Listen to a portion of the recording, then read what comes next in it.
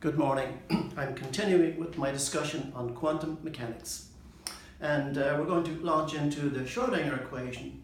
Basically, we're talking about wave mechanics, but that is about 95% or more of all of quantum mechanics. The essence of the physics can be seen in this formalism more so than, let's say, the path integral formulation or Heisenberg's matrix mechanics or whatever, without even using state vectors or anything like that. So we talked about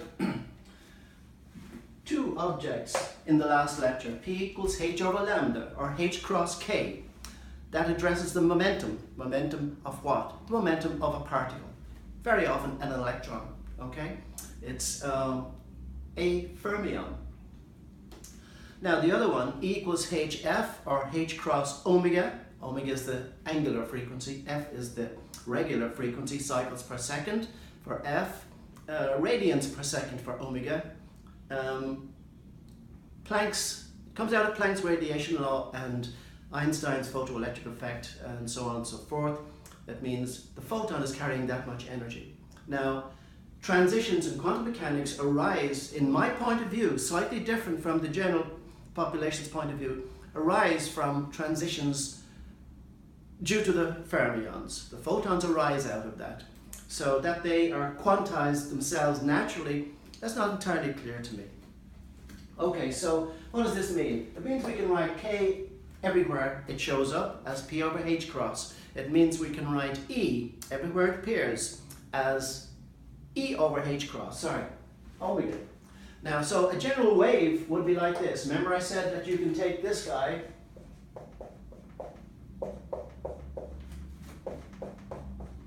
and translate it. So this wave moves down the x-axis in the positive x direction.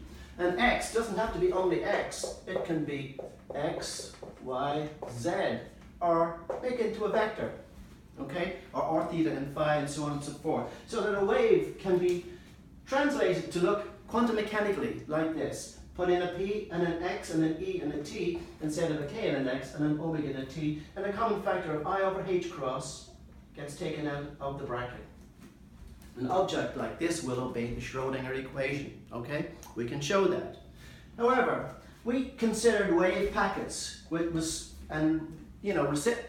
Fourier functions that are mutually their Fourier transform of the other arise in half width and half maximum of delta x and delta q. Q is what we said, k minus k0.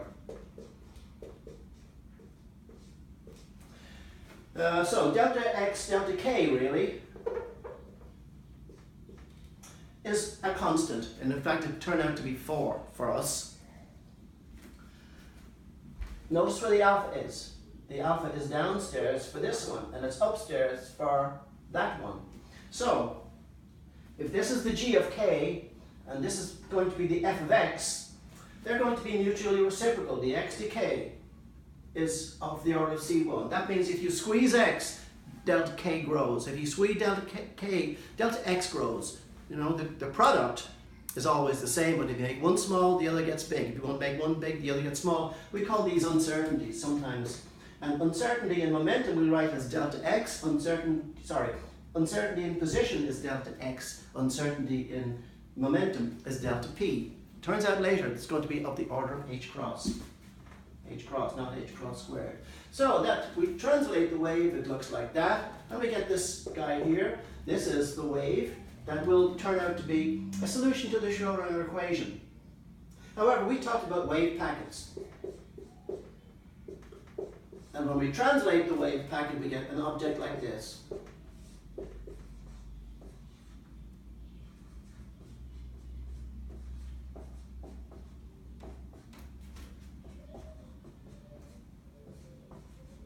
This is what shows up, and we're going to look at that now. And we're going to, okay, so Erwin Schrödinger was born in 1867 and died in 1961.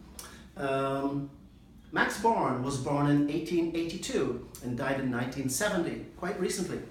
Now, Schrödinger is the one who wrote down the equation, and basically it's the basis of the solution to many problems, some examples of which I'll show you.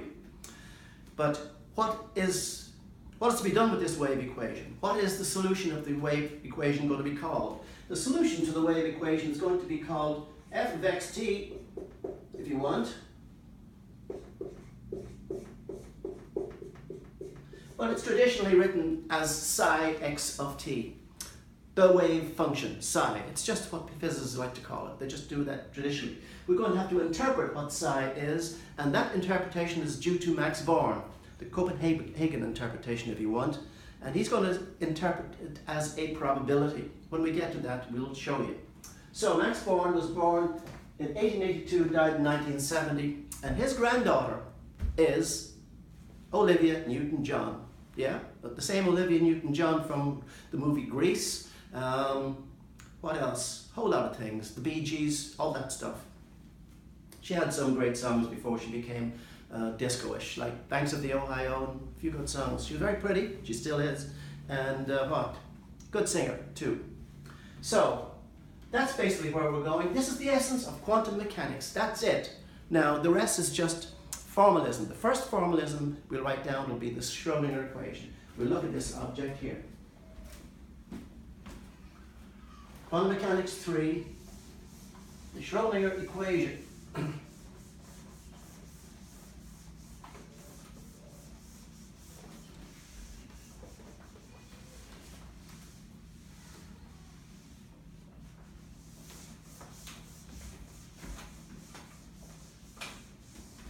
Now we'll write this wave packet in terms of p and x.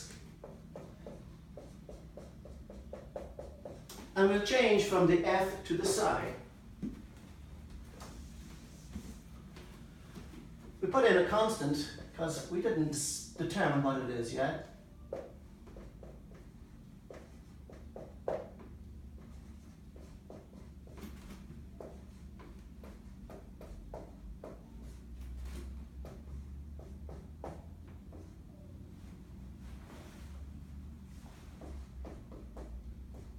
Now we're going to take two derivatives.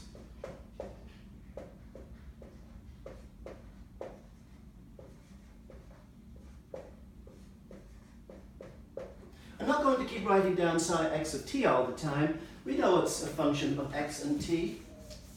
So that's going to be one derivative, and we're going to take another one.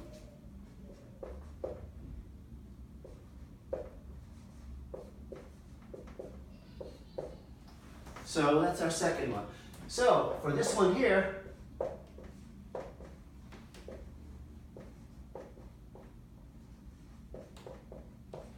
I pull down, okay, first of all I've got this factor.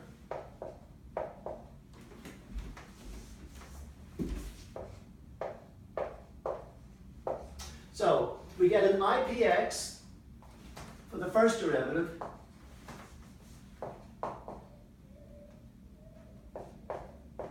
and another one for the second derivatives.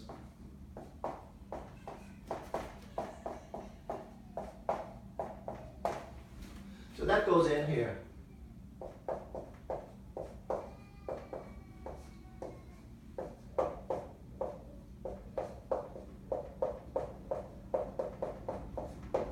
Now we're going to look at the other derivative.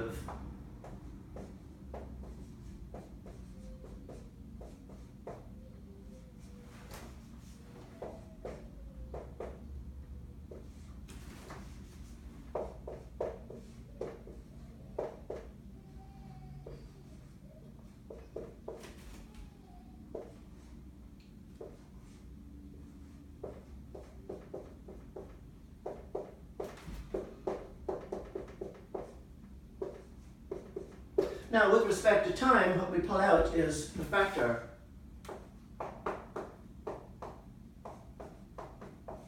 So that's the factor that goes in the bracket here. Okay? And I have the factor of IH cross in there as well. So let's get them together. Negative. I times I is -1.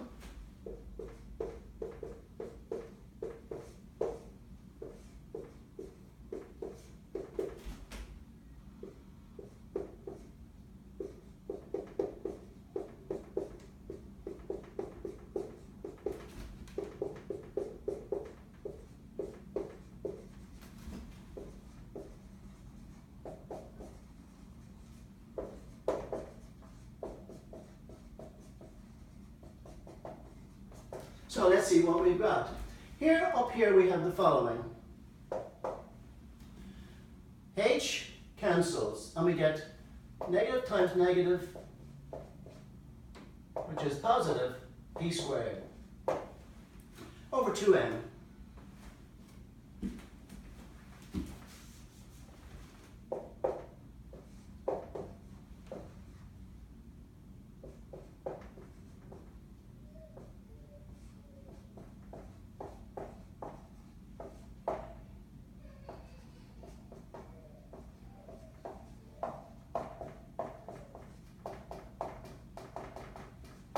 And down here, we get the same thing.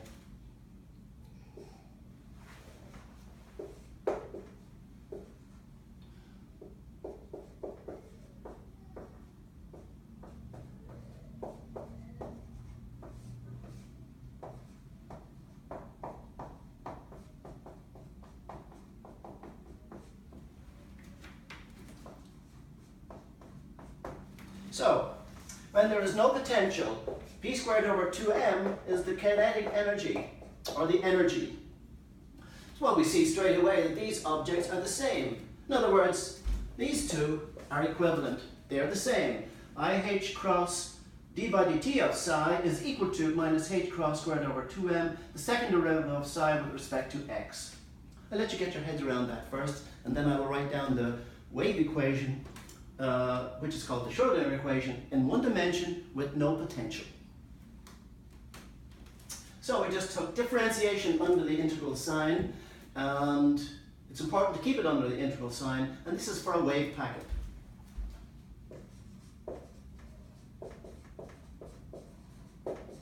We say localized wave packets to represent particles. So, the Schrodinger equation, everything comes off now except for our end result.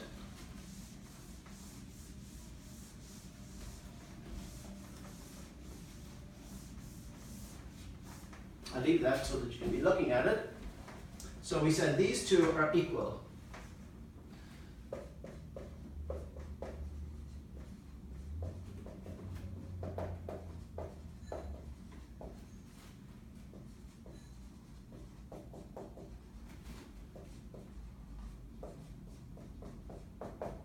So in one dimension, the Schrodinger equation, well, Vx equals naught, equals 0.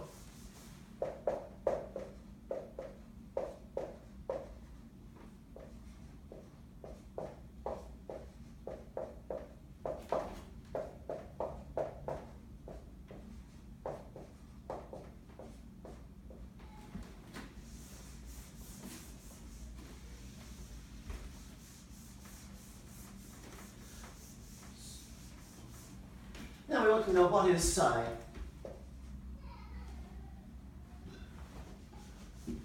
Let's rewrite this another way.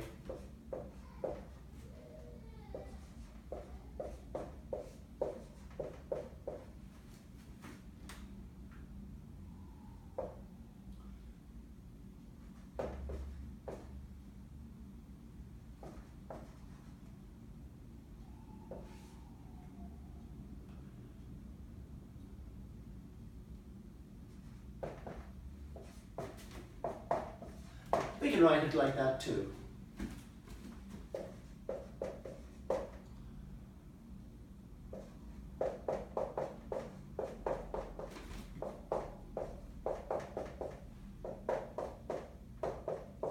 Now we're going to generalize the energy to include a potential at some point, and it looks like we're going to have the following.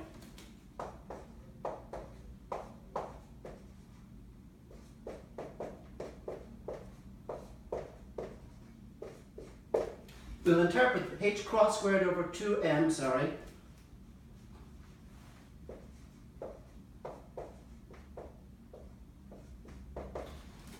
as a second derivative with respect to x.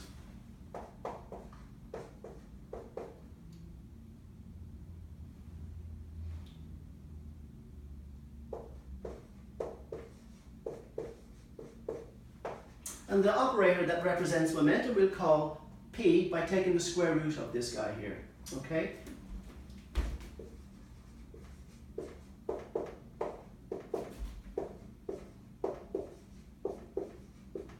And the operator that's going to represent energy will be the time derivative of the solution to the wave function, and these guys operate on the function psi.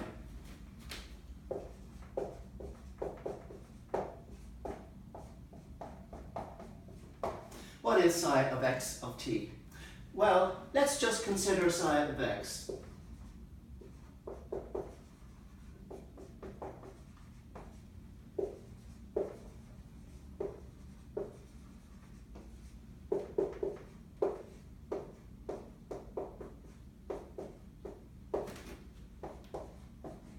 Well, we'll just set t to be a constant, t to be 0, and we get psi of x.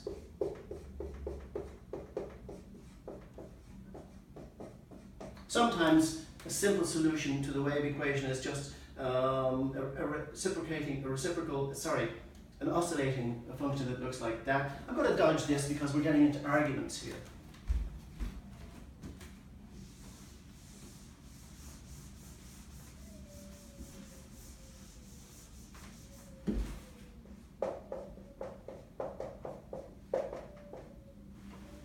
Now, Born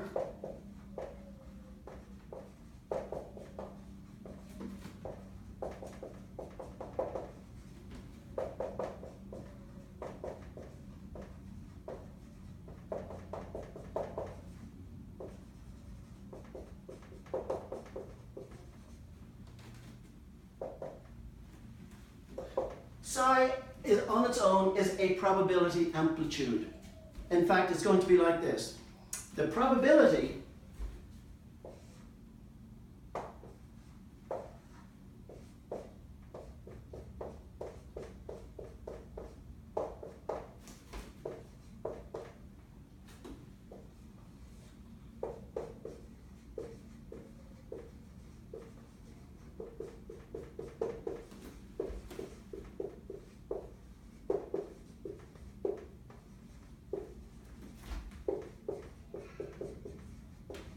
if we're talking about electrons, the probability of finding electrons between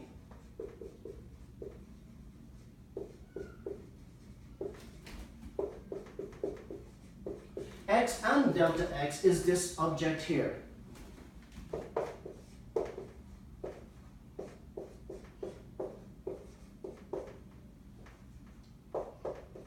Okay, so what are the chances of finding an electron if we include all of space? For one particle, we're sure of finding the electron somewhere in space. For the whole space taken into account, from negative affinity to positive affinity, that must be equal to 1.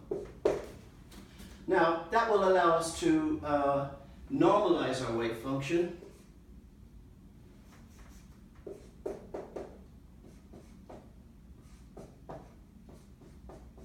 There's got to be some constant in there. I wrote in an a earlier on. And how do I find that constant? I simply integrate over all of space as follows. Well, when we do an example, you will see.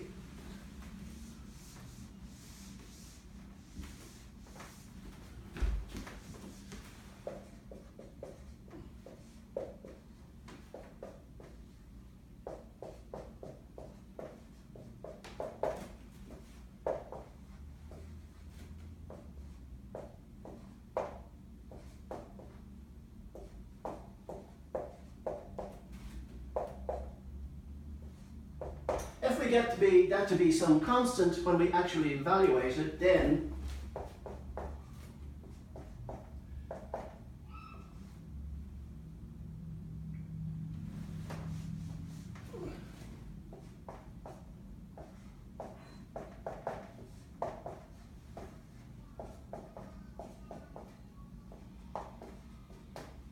we can find the constant, the value of A1, whatever it's going to be. We can work out what it is. And the best way, I think, rather than talk about that, is to do an example. And one is coming right up. I'm going to solve the problem of a particle in a box. And then I'm going to look at some simple potential situations. That's enough for now.